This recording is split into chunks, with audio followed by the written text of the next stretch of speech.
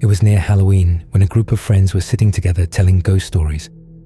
One of the girls said she had a story she could tell, but she didn't like telling it. She explained that it wasn't something made up. It was something that had actually happened to her parents. The group pushed her to tell it anyway. She said it had happened on her parents' first date. According to her, the date itself had gone well. Not great, not terrible, just polite and slightly awkward, the way first dates usually are. Toward the end of the night, around the time they would have said goodnight and gone their separate ways, the man suggested something unexpected. He asked if she wanted to go for a midnight hike. He told her he knew a place nearby, Provo Canyon. He had spent a lot of time rock climbing there and was familiar with the area. It wouldn't be a long hike, just something different to do before ending the night. She agreed. They drove up to the mouth of the canyon and parked. When they got out of the car, it was fully dark. There was no moon that night. The only light came from the stars overhead. They started walking up the trail. For a while, everything felt normal. The path was easy to follow. The canyon was quiet. Their footsteps were the only sound. Eventually, the man noticed a section of the trail ahead that passed beneath a cluster of trees. Under the branches, the trail would be much darker.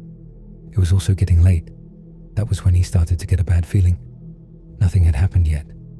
There was no sound or movement, just the sense that something about continuing forward didn't feel right. He ignored it and kept walking. Later, the woman would say that she felt the same thing at what was probably the exact same moment, even though she didn't know the trail the way he did. About a minute later, the feeling returned for him, stronger this time. He ignored it again and continued forward, stepping beneath the trees where the darkness thickened around them. That was when his foot hit something in the middle of the path. It wasn't hard. It was soft. He stopped. Under the trees, it was too dark to see what he had stepped on. He couldn't make out its shape. He couldn't tell what it was. At that exact moment, the bad feeling came back stronger than ever. Instead of bending down or trying to figure it out, he stepped back. The two of them didn't argue about it. They didn't debate what it could have been. They agreed to leave. They turned around and hurried back down the trail, away from the trees, back toward their car. They didn't go back that night. Time passed. They continued dating. Eventually, they got married. Years later, they were sitting together watching an interview on television. The interview was with a serial killer, Ted Bundy. During the interview, Bundy was asked a question. He was asked to describe the moment when he felt closest to being caught. He began talking about a night in Provo Canyon. He said he had lured a young woman up the canyon and killed her. Afterward, while he was still there, he heard people coming up the trail. He explained that he hid in the trees just in time. From where he was hiding, he watched a man walk directly into the body lying on the path. Bundy said the man stopped. Then, for no reason he could understand, the man turned around and walked away.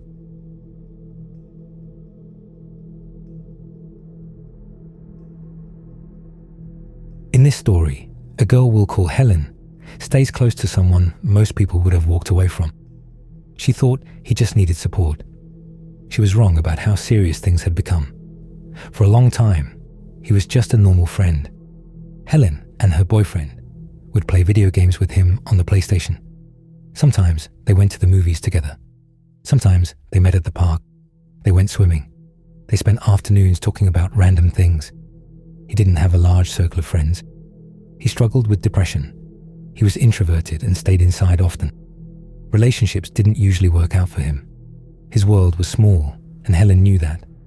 She tried to be steady and present because she understood he didn't have many people. At one point, Helen introduced him to deeper occult topics. They already shared an interest in the paranormal and strange subjects. She thought it would simply give them more to talk about. For him, it didn't stay casual. He began diving into it obsessively. Eventually, it was all he would talk about. If the conversation shifted elsewhere, he would interrupt and force it back to occult subjects. Egyptian gods, ritual magic, hidden meanings. It was rude, but Helen assumed it was a phase. Then he began smoking DMT. At first, it sounded experimental. Then it became frequent. Then daily. Eventually, he was making it himself after doing minimal research. He was smoking it multiple times a day, sometimes more than 30 times. DMT is not subtle.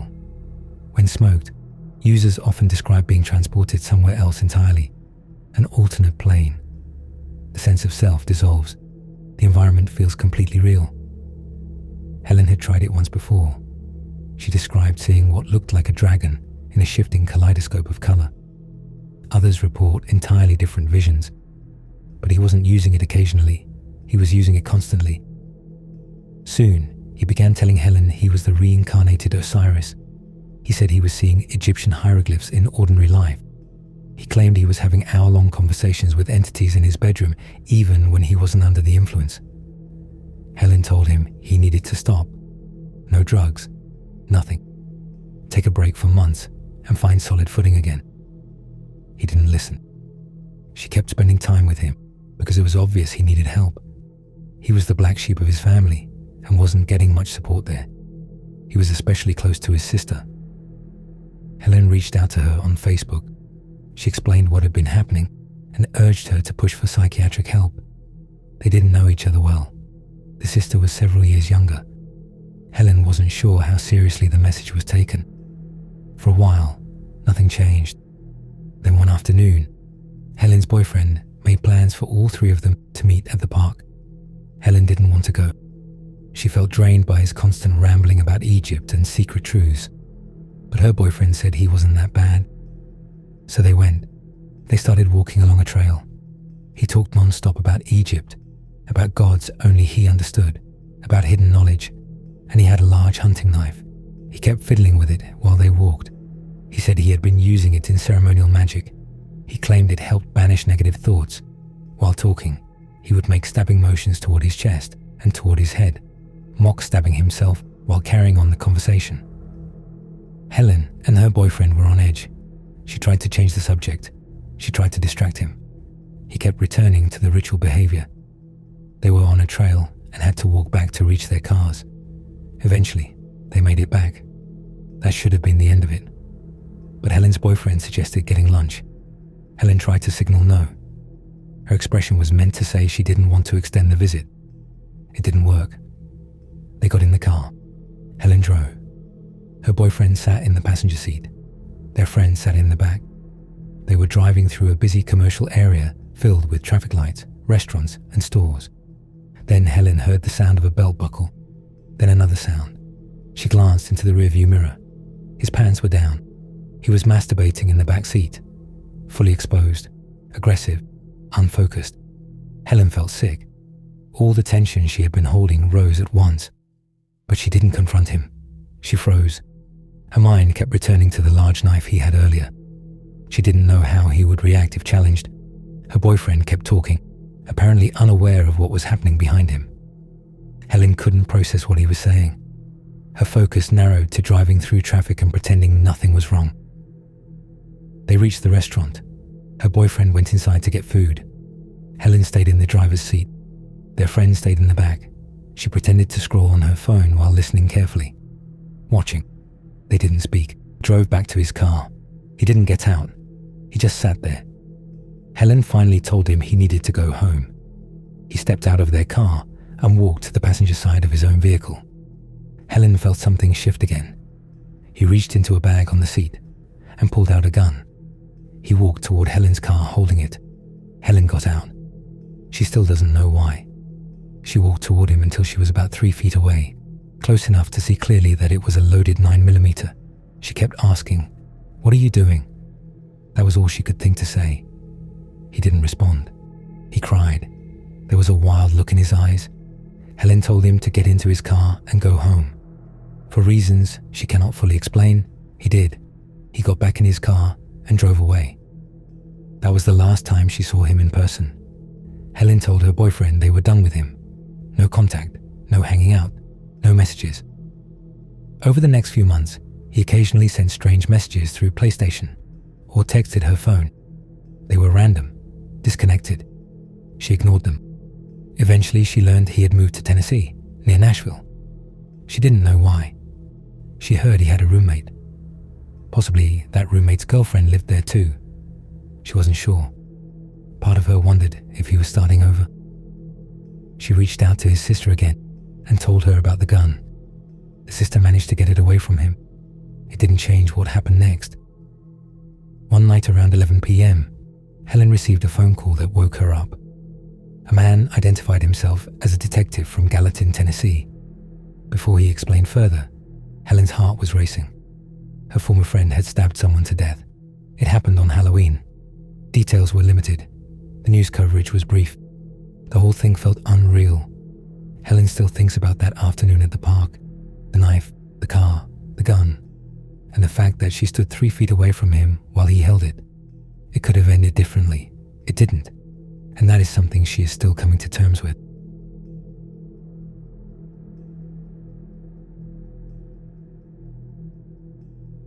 For months, a woman named Sarah kept dreaming about a woman. She had never met her. But the face and the name never changed. The dreams themselves were always different. Different places, different situations. Sometimes ordinary, sometimes strange. But no matter what was happening, the same woman would appear somewhere within them. Long black hair, a face Sarah could clearly remember after waking up, and a name that felt familiar inside the dream, even though she had never heard it in real life. Aurora. At first, Sarah ignored it. People have strange dreams all the time, but the dreams kept happening. Weeks passed, then months. She would wake up frustrated, sit upright in bed, and reach for her phone. She searched the name online. She looked through social media. She tried to figure out whether she had seen this woman somewhere before without realizing it. Nothing came up. There was no one in her life by that name. Then, without warning, the dreams stopped. No gradual fading, no explanation. They were just gone. Sarah dismissed it, told herself her brain had simply been strange. Years passed. She stopped thinking about Aurora entirely, until Halloween night in 2009. Sarah was sitting in the driver's seat of her car at a gas station with a friend. They had just filled up and were about to pull out onto the highway. She eased forward toward the exit and prepared to merge. Right before she accelerated, her phone rang. It was a random number. She hesitated and stopped the car to answer it. "Hello?" Silence. She said hello again. Nothing. Behind her, another driver grew impatient. A horn blared. The car behind her swerved sharply around, cutting in front instead of waiting a few seconds. The impatient driver sped onto the highway. Sarah remained paused at the edge of the exit, phone still in her hand, slightly confused by the silent call. Seconds later, a silver Honda Civic lost control. It veered across lanes and crashed directly into the vehicle that had just swerved around her. The impact happened almost immediately. She saw it from the gas station entrance. Metal crumpled, glass shattered, traffic froze. She called the police and stayed at the gas station until they arrived. Later, she learned that both drivers had died.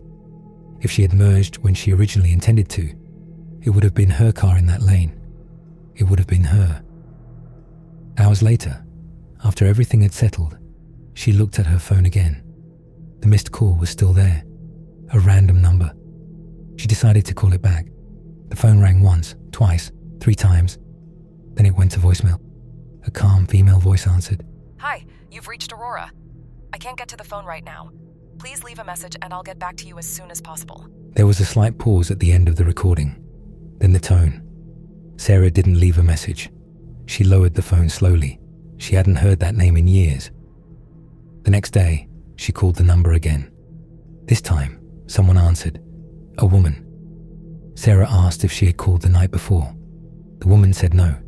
She didn't recognize Sarah's number. Sarah explained why she was asking. She described the gas station, the merge onto the highway, the crash that happened seconds after she was delayed by the call. Then she told her about the dreams, about the long black hair, about the name that had repeated for months years earlier. There was a pause on the other end of the line. The woman said she didn't know how Sarah got her number. She insisted she had never called her. The conversation ended politely, but Sarah wasn't finished. She asked if the woman had social media. The woman gave her name. Sarah searched for her profile. She opened the page, scrolled, looked at the profile picture, then at other photos. There was no mistaking it. Same long black hair, same face, same name. Aurora.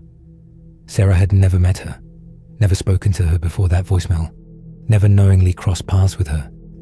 But years earlier, her mind had placed that exact face and name into her dreams over and over again. And on the night that a silent phone call kept her from merging onto a highway seconds before a fatal crash, the voicemail greeting belonged to her.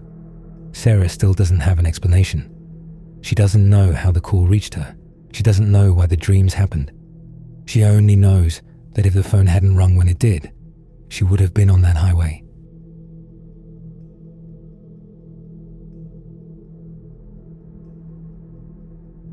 Alright guys, that will be it for today. If you enjoyed the video, make sure to hit the like button and subscribe so you don't miss next week's upload. I drop new stories every week, so there's always something coming. I'll see you in the next one.